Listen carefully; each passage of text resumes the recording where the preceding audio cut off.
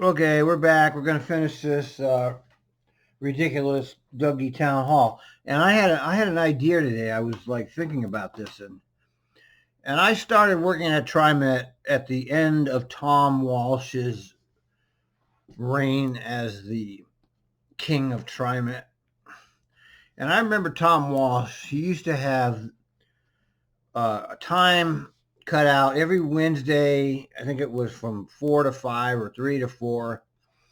He had a talk to Tom time where his general manager's office was open to any TriMet employee that wanted to come in and talk to him. He had that time available, okay, where he would just, his door was open to any employee that wanted to talk to him. And that, when he left, that was the end of that. Fred Hansen didn't do any such policy, and neither has any general manager since. So I was thinking about these town halls and how they're not really that great, okay, to say the least. Why don't Dougie just allow questions and answers from the employees? Why don't you just have these town halls as 1 hour of questions and answers from your employees? And publicize that you're going to be, and you'll just take the questions in order received. You'll just take them as they come in and you'll answer them, and you'll do it for an hour and a half or an hour, however long. I guess these are an hour. So you'll answer questions for 1 hour during each one of these town halls. That would be something worth doing. And I'm going to tag TriMet in this. You know, if you really care about, which we know you don't, Dougie. Okay. You know, I know I'm talking to the wall, and I know who you are. You're a nice enough guy, but you don't give a shit about any of us.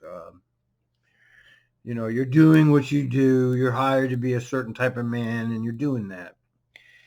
And I guess you're doing it pretty good. You're the only general manager since I've been watching that actually knows how to talk, even though a lot of what you say is two-faced, but at least you can say it. Okay. Fred couldn't give a speech to save his life. Tom was kind of a dope. Tom was a very nice man, but he was kind of dopey. And McFarlane, he was just a goddamn capital projects guy. He didn't know anything about anything except capital projects. At least Doug knows how to talk. He's somewhat of a decent public speaker. So there's my recommendation for you, Dougie. Forget all of these ridiculous.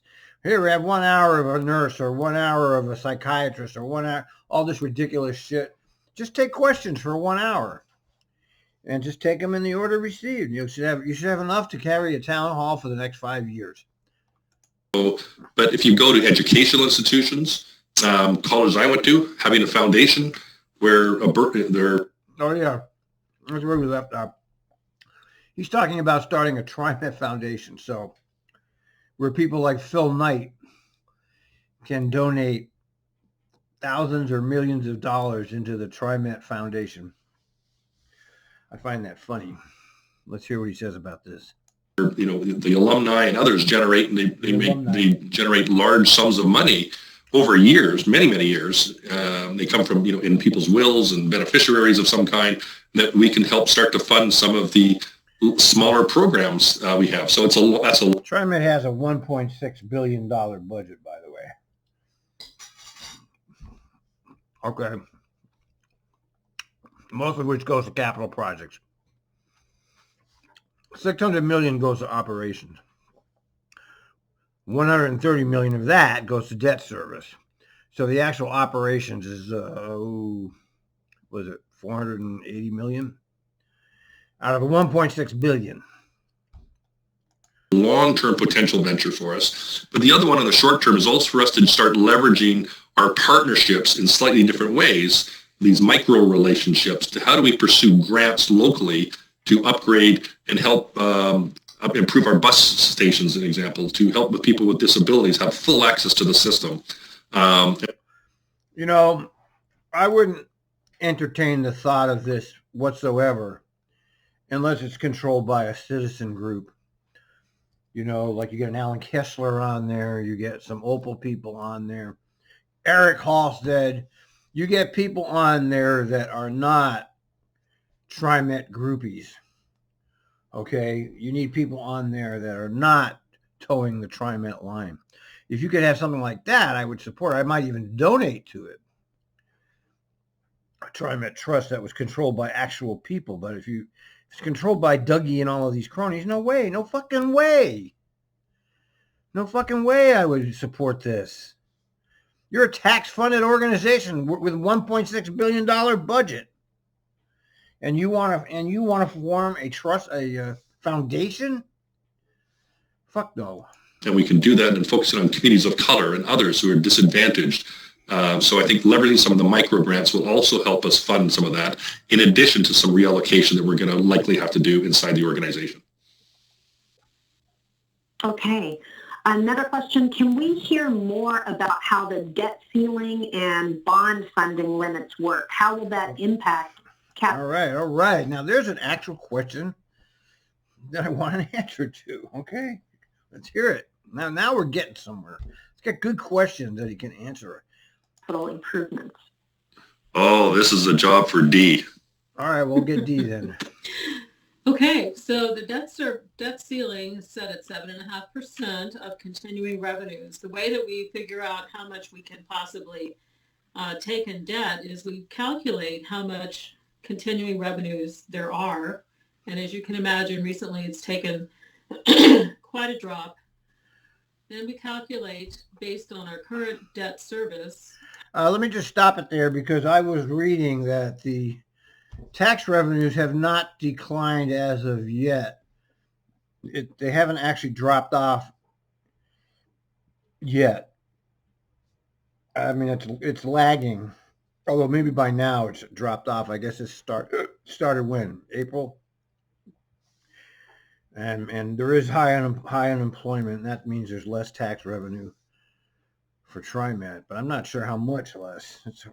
She's not going to answer. Let's hear. How much of that percentage we've gotten, we've already used. Then we take up the difference. Okay, if we were going to issue debt and we only had maybe a couple of points left of debt service, then we calculate how many proceeds you can get. You can have. Yeah, and I'm just for the record, I'm totally against public agencies taking debt. I'm totally against this. This should not be allowed whatsoever, because now you get the banksters involved in issuing bonds and making interest off the public taxpayer. You know, if you can't afford these things, you don't get them. So I'm totally against debt service. Totally. It's unethical. Actually finance with that debt service. That's how we back into it. Does that answer your question? Well, that's very vague. So she's saying they can borrow 7% of their revenues come, I guess, I'm not sure there's what revenues, grants and payroll taxes and fares, or is it just 7% of payroll taxes? She's not really answering the question, but it's 7% of some number, and she's being evasive. They are not writing back yet, but I bet they will. Oh, wait, so we will. That's a live chat thing. Okay, good. Let's see. If they have a follow-up, we'll get there. What I might just add to what Dee said, who explained it so nicely, is, we also look at the kinds of projects and do they qualify? We always we don't want to take on debt we don't have to. So can it be funded through other federal grants, other places that may take on to give us the grant or the money in some form or fashion? And taking on debt is just one of those other instruments we use to manage our responsibilities, but it has to meet certain criteria. You just, operating expenses don't qualify. Right. Right. So these are around capital and infrastructure. Yeah, it's funny how that is, huh? We won't, it's funny how this is always set up so that actual people can't get in on it. I've had this discussion with 100 different people at 100 different times about these apologists who say, well, the law says this, so we must do that. And they just don't seem to realize that these laws were written by criminals for criminals. So you can't get debt service for operations because the way that the way the elites rape the taxpayers is via capital projects. That's the money laundering method, is the capital projects. So yeah, you can't get debt for anything that people can use. It's always capital projects. Is that right, Dee? That's right. It's all about capital, something we can capitalize. It has to be an asset that we can actually point to and say, okay, this is what we bought with this money. And just as with individuals, with anyone's personal debt, you don't want to. All right. Well, that makes some sense. So they're saying it has to be a tangible asset. All right. But I want to look into. I'd like to look into this more. Theoretically, I agree. If you take out $1 million worth of debt, and then you end up paying back $1 million and 500,000, you should have an asset like the garage. I guess that's an asset, right? The new garage, that would be considered an asset. I mean, okay, yeah, it makes some sense. I'm sure it's not quite as black and white. I don't know exactly what they've taken the debt out. We need to see it all. You have to be careful with it, because sometimes you'll end up spending 2 or 3 times as much for the item, whatever it is, just because of the debt service that's attached to it. So see, there you go. She just verified what I said. I just said it'd be $1 million. You know, you spend $1 million, you pay 1.5, but it's more than that. It's like double or triple what you borrowed. So yes, you don't want to take out the debt. But if they have, let me see here. Let me just do a quick calculation here. Let me see here. Where's the, let her keep talking while I'm looking for this. Yes, everything is not bond eligible, as we call it. Operating expenses don't, and generally operating projects don't either. You know, there are some exceptions, but for the most part, it's just a large item. How do we decide what we're going to do here? We've been very straightforward in the past in terms of the projects that we take out debt for. We have one coming up, for example, the Red Line project. That will be the one that we would need to take to go to market for. All right. Well, okay. Stop right there. All right. How does the Red Line project increase your asset base? How does that increase the value of anything? It doesn't. I don't see how that increases the value of the tracks. That's a good example of why you shouldn't use it. First of all, that project should be canceled anyway because of COVID world order, but it won't be because we have criminals running the show. But that's an example of what you shouldn't use it. So they're gonna borrow the money to do that pork barrel, and that's going to increase their asset base. How so? What are they're putting in some extra tracks or something? I don't see how it's going to increase the asset base. We're expecting to do that sometime within the next calendar year. Yeah. So part of this behind. Oh, by the way, I just calculated 7% of $1.6 billion, and it's $112 million of debt service. I'm pretty sure they have more debt service than that without looking at the budget. So that's kind of interesting, isn't it? Behind the scenes mechanics, it doesn't get the credit it deserves.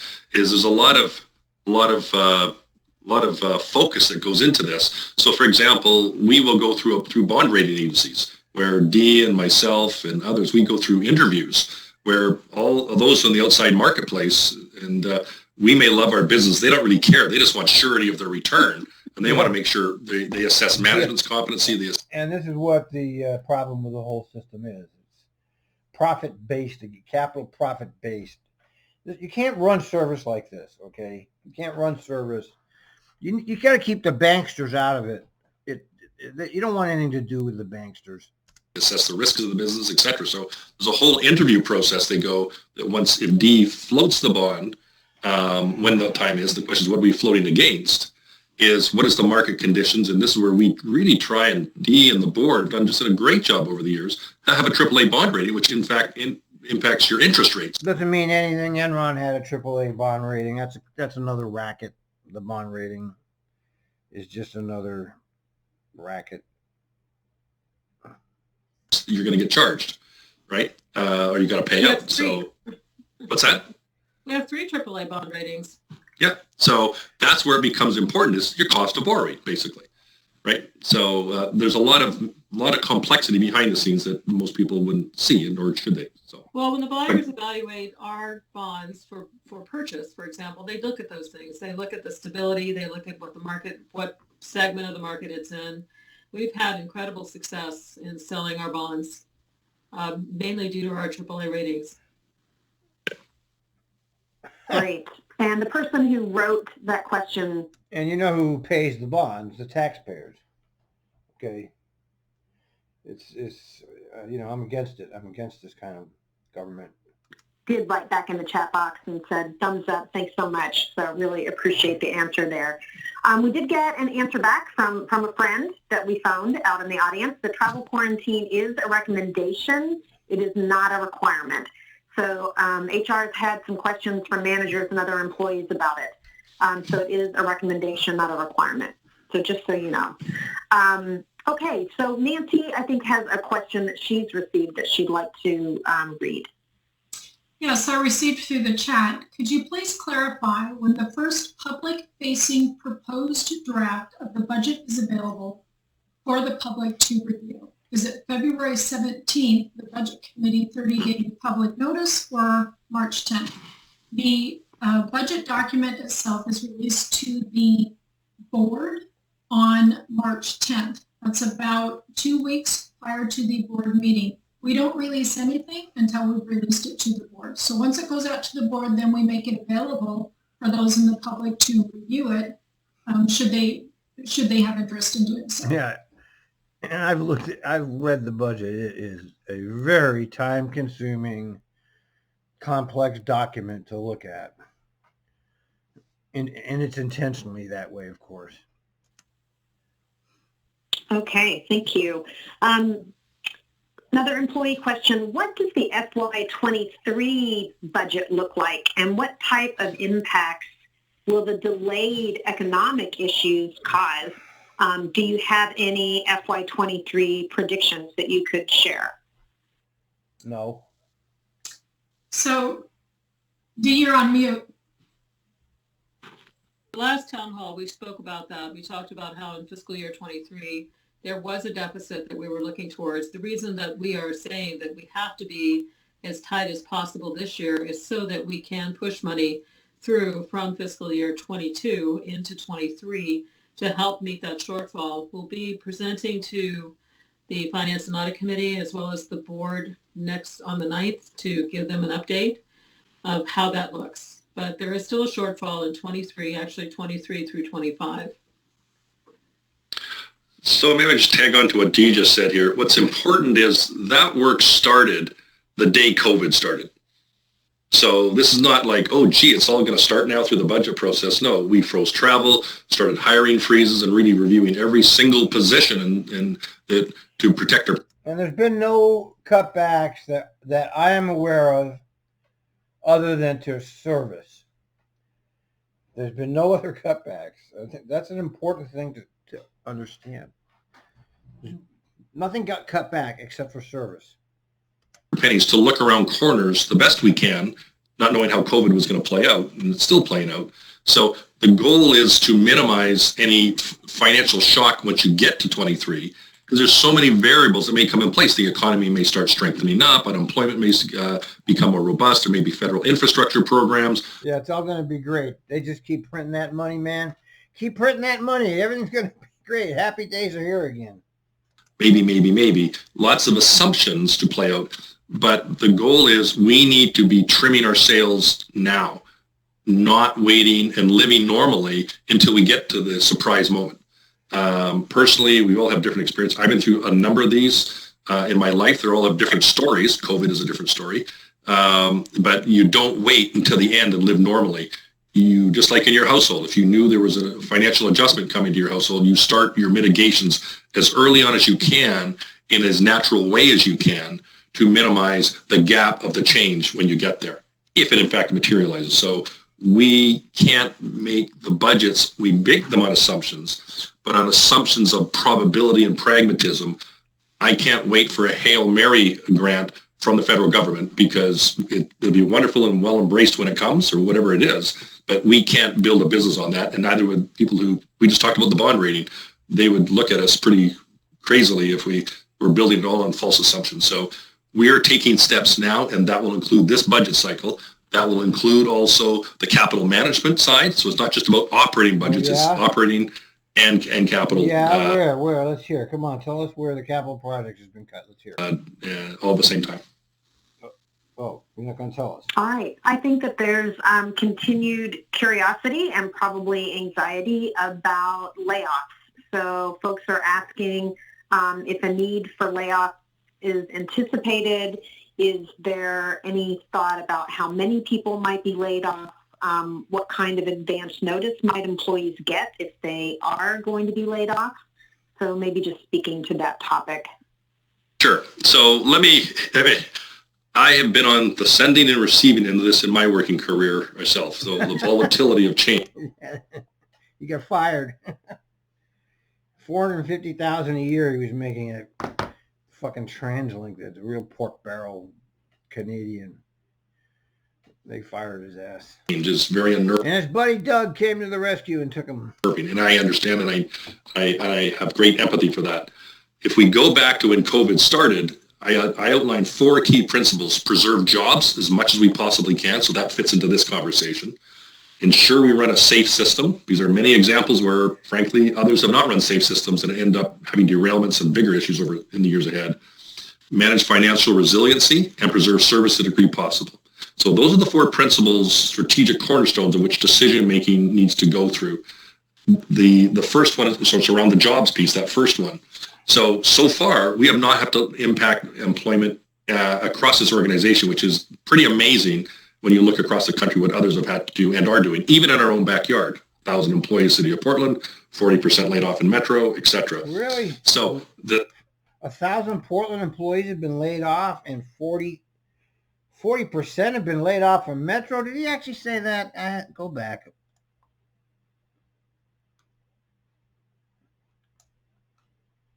Advance notice might employees get if they are going to be laid off? So maybe just speaking to that topic.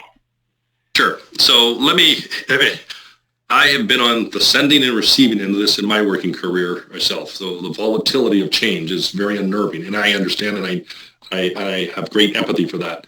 If we go back to when COVID started, I outlined 4 key principles. Preserve jobs as much as we possibly can, so that fits into this conversation. Ensure we run a safe system. These are many examples where, frankly, others have not run safe systems and end up having derailments and bigger issues over in the years ahead. Manage financial resiliency and preserve service to the degree possible. So those are the 4 principles, strategic cornerstones in which decision-making needs to go through. The first one is, so it's around the jobs piece, that first one. So far, we have not had to impact employment across this organization, which is pretty amazing when you look across the country what others have had to do and are doing, even in our own backyard. 1,000 employees, City of Portland, 40% laid off in Metro, etc. He did say that. So that does not mean we're out of the woods. He did One say of the that. areas he that said I think 1,000 employees were laid off at Metro, and 40% of the 1,000 were laid off in Portland, and 40% of the employees are laid off at Metro. I don't believe that. Department in question right now is engineering and construction. And so the Southwest Corridor, the ballot measure did not go. So that is going to have staffing impacts and repercussions as that money runs out, which was given to us from Metro. So that is being looked at. That also fits with what are the company's needs for what work needs to get done. So you actually start there. And so could there be staff layoffs? The answer is yes. Do I know what those look like? No. There's work going on right now, particularly with Steve Witter and team in the engineering construction group. So he sent a note out about 3 weeks ago to his team on that very specifically. So Steve and I are working quite closely on what those impacts look like. So could there be staff impacts in different parts of the organization? Yes, we're trying to do that through job freezes, we've frozen salaries, we've frozen hiring where we possibly can. So we're looking at what the needs are, capital and operating wise. And yes, that could have implications in different parts of the organization at different times. So there's not a one size fits all. Let's just go to paratransit. Their demand is down by 70%. So a lot of those folks were impacted on particularly First Transit as a contractor, and let alone Penske, who does the maintenance. So some may not be able to go down much. At the end of the day, are we going to need a control room? Under any circumstance, we're going to need a fully staffed control room. So their impacts would be really non-existent. So delivering basic service out, and we'll have different variables depending on the kind of work that's actually needed. So could there be impact? Yes, there could be. Okay, what happens now to our bus purchases with our constrained financial position? Sorry, I was just coughing here and grabbing some water. So the bus purchases, the reality is, I think we all have to, I was out on the system last weekend, like I try and get out when I can. And there's not a lot of people on the buses, right, at key times. At some points there are. I live on a bus line right now. It's empty 3/4 of the time, but that's part of our essential services. So we don't need more buses right now. We just need to fill the existing buses, and not only in TriMet, but across this country. So demand is fun. Yeah, I disagree with this fundamentally. Nobody's going to come back. This is one of those self-feeding loops. This is an essential service. I mean, somebody made the point, like, you're not closing the roads because nobody's using them. I mean, you don't cut back. You got to keep the service going, because that's the only way you're going to get people to come back and use it. You can't just cut. This is not he's operating like a capitalistic company here. Like, well, there's not enough people, let's not run it. This is not a for-profit system. That service has to be out there.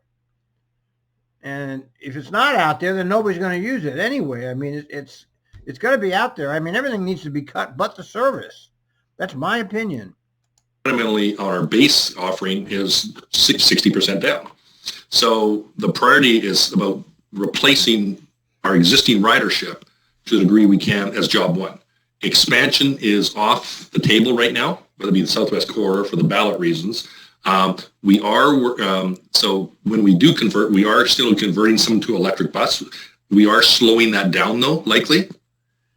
It does have impacts on things like the Columbia bus base that we purchased property, and it's still a very good purchase. We just won't bring it online until such time as once Powell is completed for $150 million plus, and it's electrified. So we'll fill up that electrification before Powell is not electrified. Okay, you didn't buy he got it wrong. They did not buy electric buses for Powell. We were just discussing this on the Twitter, and I posted exactly their Nova buses, and they're not electric. Really start using an operating bus at Columbia. So it will delay out a number of years the number of buses and the aggressiveness of the fleet expansion. So it needs to be demand-based, not supply-based. And so until demand comes back up, that's going to have an impact on our ability to, we need the revenues to pay for them, right? So should there be a federal program, our federal infrastructure program that says, let's get people back to work, all those types of things, we're in a wonderful industry to be on the recipient of creating jobs and such, as we've seen historically in the past in Orange Line, Green Lines, etc. So that's another avenue that could accelerate up some again. But on our own merits, you're going to see some of our bus expansion stopped and deferred a number of years out, including the infrastructure, i.e. like Columbia, that has to support it. And Doug, I'd like to add one more thing to that, and that is our regular bus replacement program is on hold while we're going through this economic burden, and we're going to let the average age of the fleet rise. We've gotten it down quite low before. We were working on that. It does mean that our spare ratio may change, but I think FTA is understanding of that. But for the time being, we don't know yet how long that will be. Our bus replacement program is on hold. Yeah. Thanks, Steve. Good point. So, I mean, a while back. Yeah, I mean, so that's fine. I mean, so what? As long as you have adequate buses. All the buses are pretty modern right now anyway, right? We had some buses that were 19, 20 years old from the last recession, right?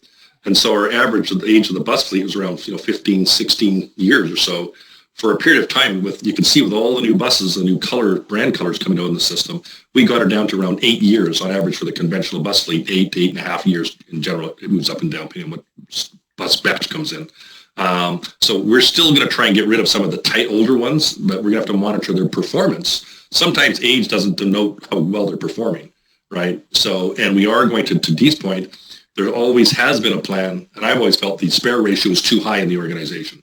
You know, when you've got a 20% spare ratio, that means 1 in 5 buses is parked. That's too much. On the rail system, our spare ratio is too high. We need to tighten that up as well. I came from a property that I was running where I ran a spare ratio. It was too tight, but we did it. 5 to 7% spare ratio for about 15 years on the rail side. So I think if you look around 10, 12%, that's probably reasonable. Bus should be able to get down to 12 to 15 range over time. Okay. I suppose that's okay. I don't know. I sure hear them not having enough buses. We don't have enough buses. We can't give you a bus. A lot. That seems to come out a lot. Okay. So questions about non-union employees. They did not get a raise this year. Questions about whether there's a belief that they might get a raise next year. If not, when might they know?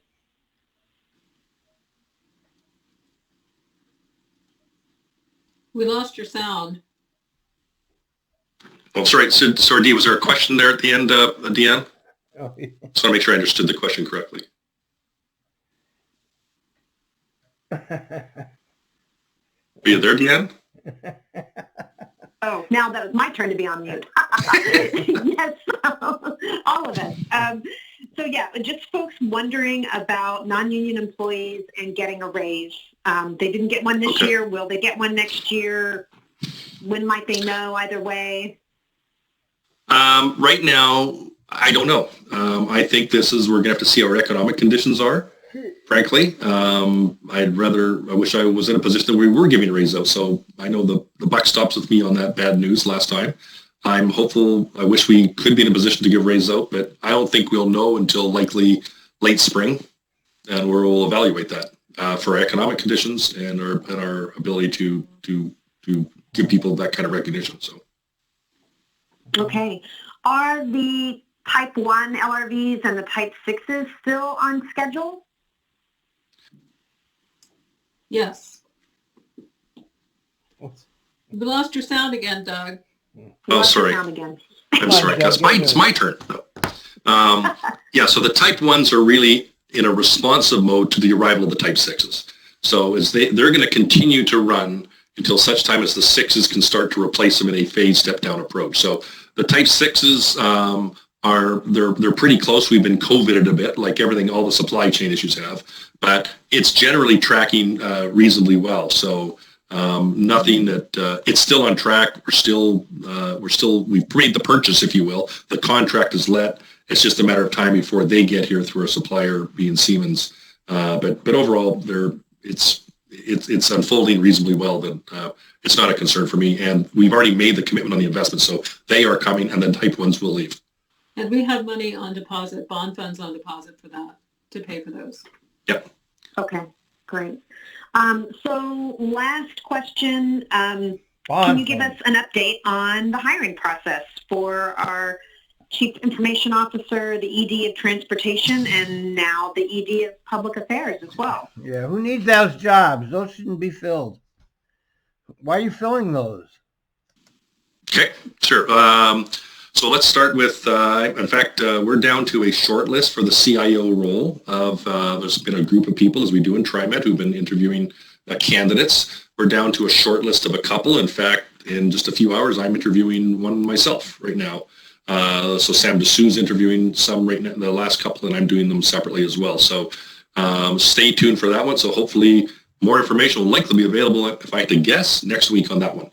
So, but what I hear so far is pretty darn interesting and exciting. So, lots of candidates, just under 100, if I remember, in the 90s, who came forward for that position. So, very competitive marketplace out there right now. So, that's the CIO.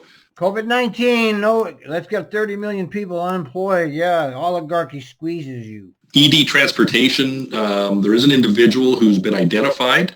Not in a position to share the information because there's some private things that the individual's dealing with in transition. But the job, I think we've come to an agreement with the individual they would start targeting, I think it's March 1st. Sam's managing that one along, and so far, and just as part of development for John Santana and Kathy Whitman. Kathy, by the way, you're doing a great job.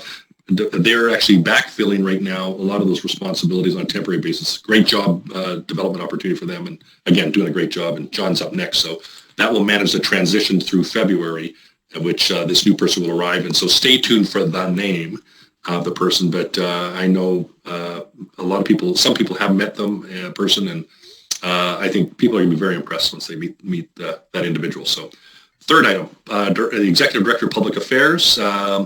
So for those who didn't know, the amazing Bernie Bottomley is retiring after all these years of great service to his company.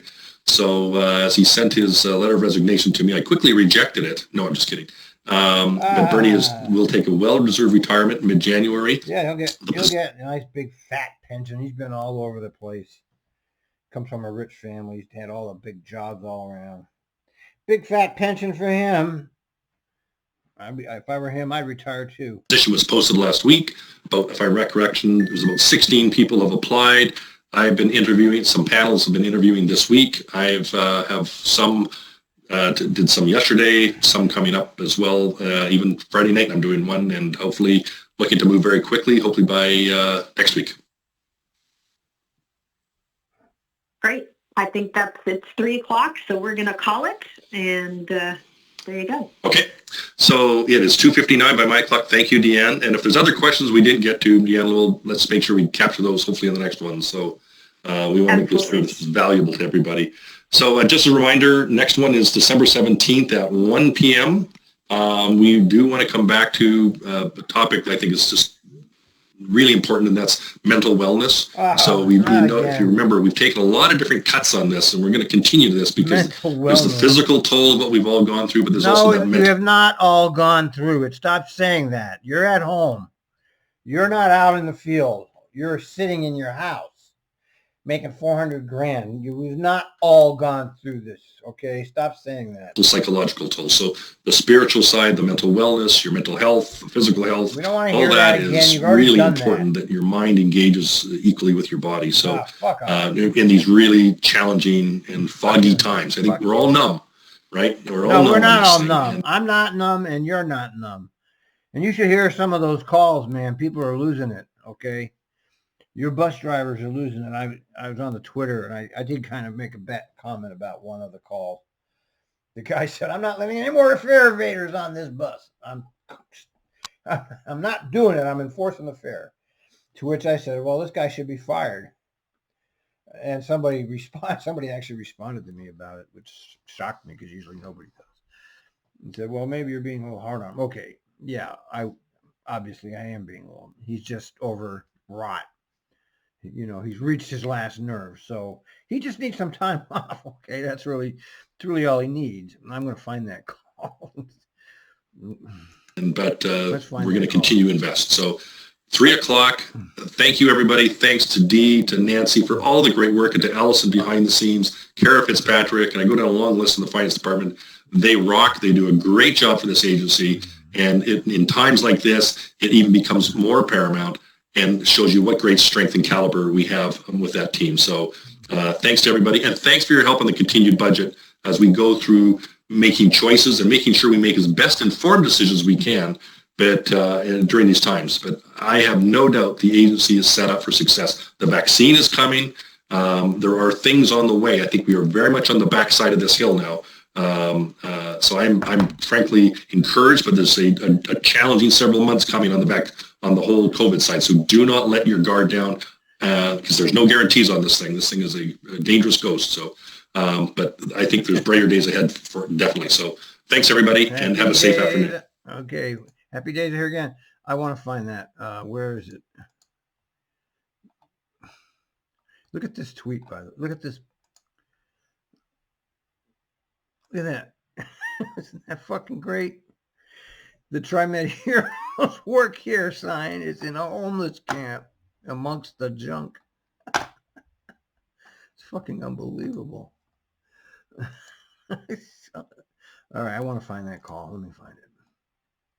All right, here it is. Let's listen to this. And I went crazy after this because, my issue is always, just shut up and drive. Shut up and drive. Nobody's going to bother you if you don't bother them. That was how I lived through being a bus driver for 20 years. Don't mess with people. They won't mess with you. I didn't give a fuck about the fare. I never had one fare dispute in 20 years because I didn't care. It didn't matter to me. I knew I was getting paid. Listen to this call. Hey, it's 1511 eastbound on the Horse Bridge. Hey, 1511, got a request to talk from you. How can I help you? Yeah, I'm having an issue here. I think I've reached my point.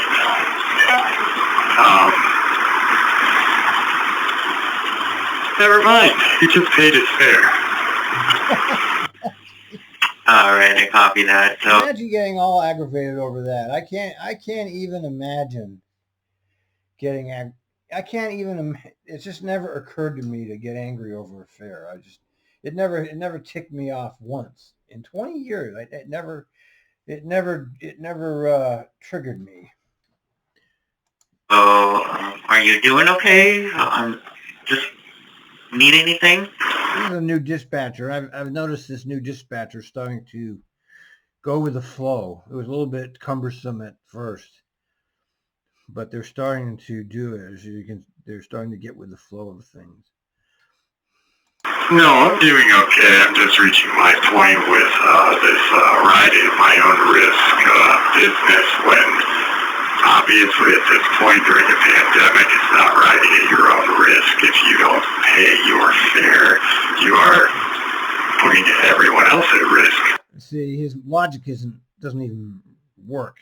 He's assuming that if you didn't pay the fare, you have COVID, which obviously is flawed logic, but let's hear it. Perhaps, maybe not, but I'm reaching a point with this. Yeah, that's all I'm saying. I can understand that. And I'll probably get in trouble with it. I mean, I'm not going to be letting people on here for free. Okay, see, you can't. He's saying that on the radio. Okay, you don't do that. Okay, if you want to do that, but you don't tell dispatch you're doing it. You don't tell dispatch you're about to violate TriMet SOP, and people are listening, like me and Rippy. We're listening to this. This is our hobby. So that people are going to hear it and it's going to be on the web, okay? Not a lot of people are going to listen to this because nobody cares about it except for a handful of people. But you still don't want to put this out on the radio like that, okay? First of all, you're telling dispatch you're violating SOP, which right there is stupid. I mean, do what you want in the field, but don't tell dispatch, because you really cannot do that. This is like the most important thing I can tell you. If you want to leave somebody behind, do it. If they're crazy, they're never going to file a complaint because they don't know how to do it, and they're never going to figure it out. But you don't call dispatch and say, I'm leaving. They're not going to give you permission to violate SOP. They're going to follow SOP. Somebody's going to have to come and relieve me because I'm not doing it anymore. Okay, I copy that. All right, now you can't. Poor guy. Okay. All right, he needs time off. That's what he needs. And somebody brought that to my attention, and I was wrong, and they were right. I admit it. I was overboard. He's just too much stress, and it's caused this. I'm sure they're right about that. So are you wanting to be relieved? That is what I'm trying to. You're coming in a little soft there over the radio. Yeah, I'm not sure who this dispatcher is. We've had different discussions, me and my little group of TriMet geeks, about this dispatcher. But they seem to be getting better at it. I'm kind of liking this dispatcher now. I have this mask. No, I don't want to be relieved. Just letting people ride for free, they're putting everyone else at risk. I am not going to do that anymore, and I won't be need to be relieved if they don't get off my bus, because I'm not. It's not safe. And I'm tired of putting my paying passengers at risk. See, he's not thinking clearly because it's one doesn't have anything to do with the other. It's got nothing to do. It's got nothing to do with it. Let's do an instant replay on that. Let's do an instant replay. Because that's a classic call.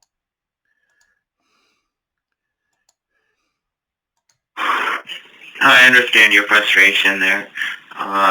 Is there a particular customer at the moment that is frustrating you, or just this subject? And see, they're doing good because they're not taunting him. They're not demanding he do SOP. They're trying to diffuse the situation. I like to hear the dispatchers that have been doing that lately.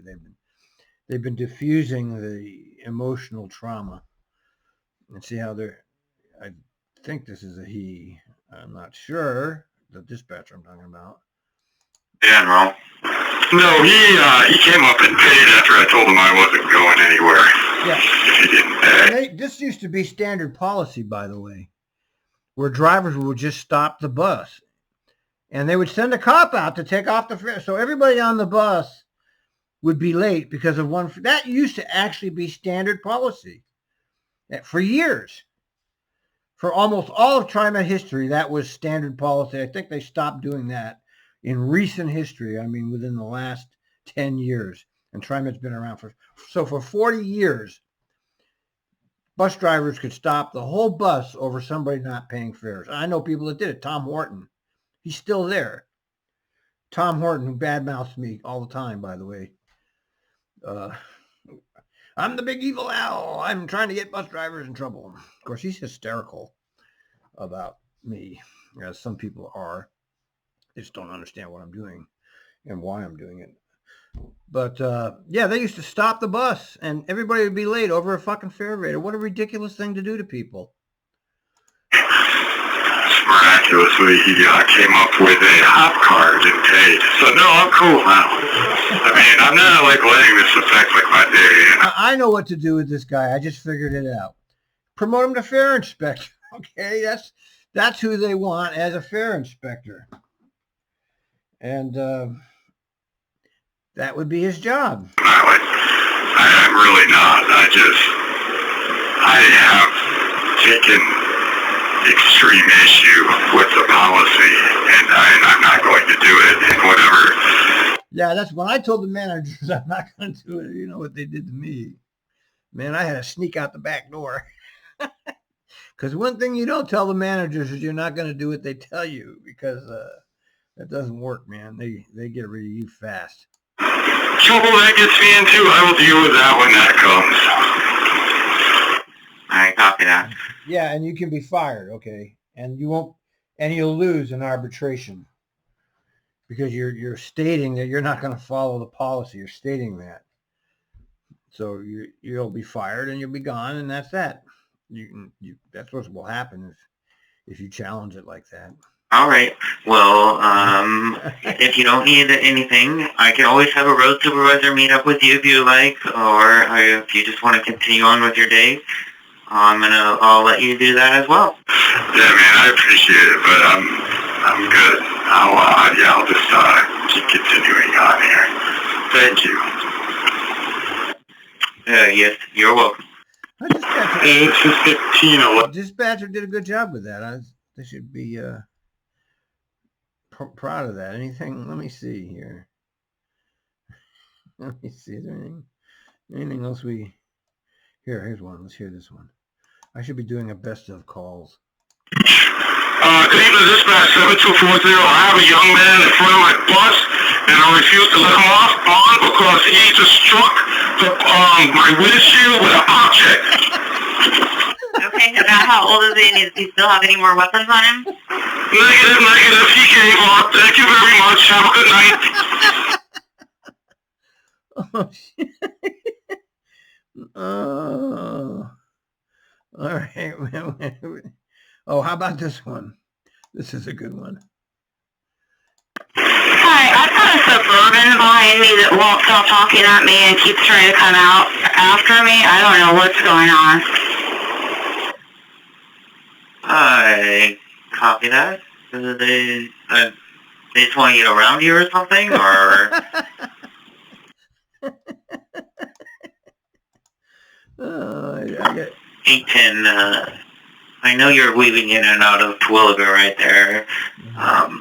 But when you can give me a call, give me a little... Hello?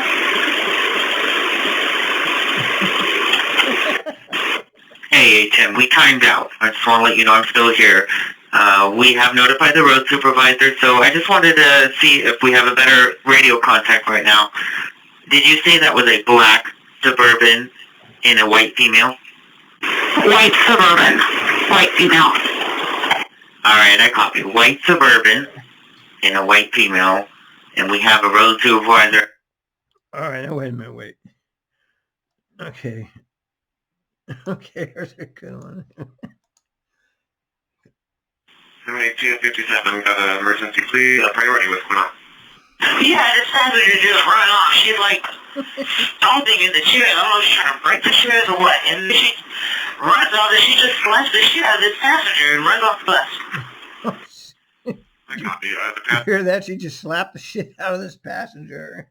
She's trying to break the chairs and she slapped the shit out of this passenger. Then she ran off the bus. Passenger who was struck, are they okay? Standing by. Okay, so she doesn't want police or medical. No, but the second one is she ran off at 82nd and Burns. I don't know it's down. She went to my right over here by this Euro place pulling out. Find a skinny white lady, short hair. I can't really tell what she had on, but she's, yeah, that's all I got. Okay, well... All right, here's another one. Wait. Here's a good one. Here's another good one. Come on. 35, 7...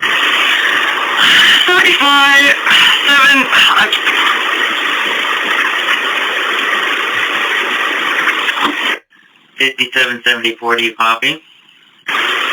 Sorry, it wasn't beeping on my end. 5774. I am Southeast TV Highway and Sunset Esplanade eastbound. A man pulled up next to the bus and he was masturbating. And he was looking over at me and he was looking over at girls crossing the crosswalk. And I got his license number and description. Okay, can you give me that description? The license plate was 71496, Oregon plate, one of those blue kinds. I don't know, it didn't have any letters, and it was a tan Honda Civic, white male. Okay, and he's heading, let's see, eastbound on TV Highway? Yes, sir. This just happened.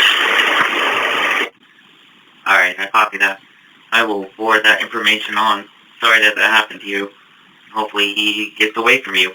And it was one of the light was red. I was sitting there, so that's how I was able to fully notice what was happening. Yeah, second time in 2 weeks for me.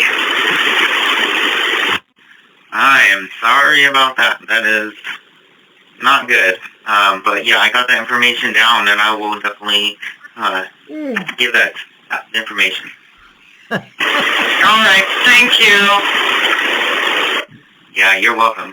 And I hope the rest of your night goes good and no more incidents like this happen to you for a long time. Sure, there's cameras, correct? Oh, just give it up, man. Okay. Okay. One more.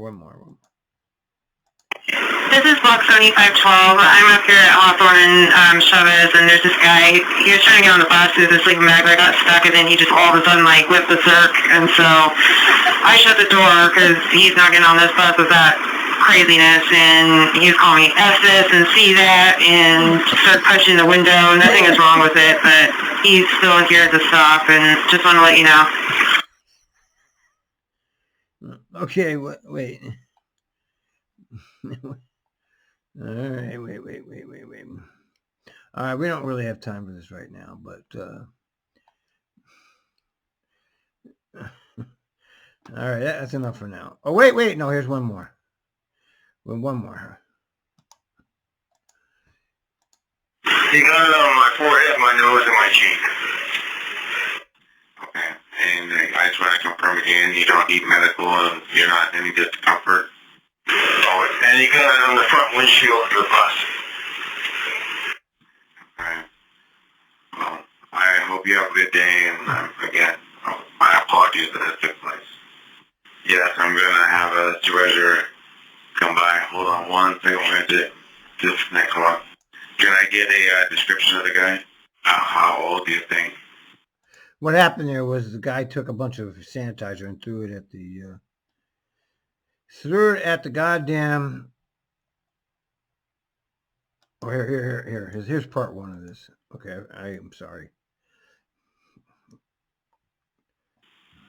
Okay, first of all, let's deal with one thing. Are you in a safe spot right now? Is the threat gone? He's gone. He got off the bus. He's sitting at the southbound division in 80 seconds. Okay, now you said he threw a hand sanitizer at your face. Did it get on your skin? Yes, it did. I wiped it off.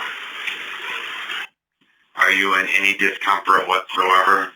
No, if I would, he'd be knocked out. Please watch what you say. This is a recorded line.